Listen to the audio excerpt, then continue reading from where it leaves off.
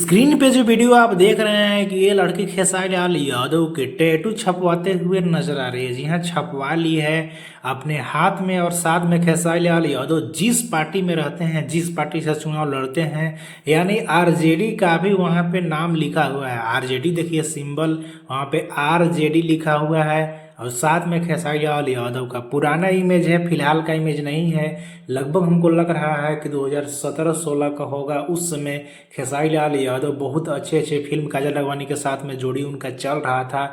उसी समय का फोटो है जो मेरे स्क्रीन पे आप देख रहे हैं। और सबसे बड़ी बात है कि ये रोते हुए भी वीडियो बनाई है कि कोई लोग मुझे उतना सपोर्ट नहीं कर रहा है। हालांकि ऐसे देखा जाए तो सैकड़ों खेसारी लाल यादव के कट्टर फैन हैं, चाहे वो टैटू बनवाना हो अपने छाती पे या फिर सीने में या फिर हाथों में। मतलब कि ऐसा बहुत सारे खेसारी लाल यादव के बड़े बड़े कट्टर कट्टर फैन देखे हैं कि खेसारी लाल यादव के लिए कुछ भी करने के लिए तैयार रहते हैं। और सबसे पहले आपको पता होगा कि भोजपुरी इंडस्ट्री में किसी भी स्टार का अगर टैटू बनाया गया है तो खेसारी लाल यादव का ही टैटू बना था, और वो बनाई थी सौम्या पोखरेल। जी हाँ, सौम्या पोखरेल आपको पता होगा कि सिर्फ एक टैटू की वजह से लोग आज भी उसको अगर जानते हैं भोजपुरी इंडस्ट्री में, तो खेसारी लाल यादव का टैटू का ही देन है कि अभी भी लोग जानते हैं। एक और बात बतला दो कि बॉलीवुड के जितने भी स्टार है, चाहे शाहरुख खान, सलमान खान हो, अगर लोग उनके फैन अगर इतना कुछ कारनामा करते हैं, टैटू बनाते हैं या फिर कुछ भी करते हैं, तो उतना वीडियो वायरल नहीं होता है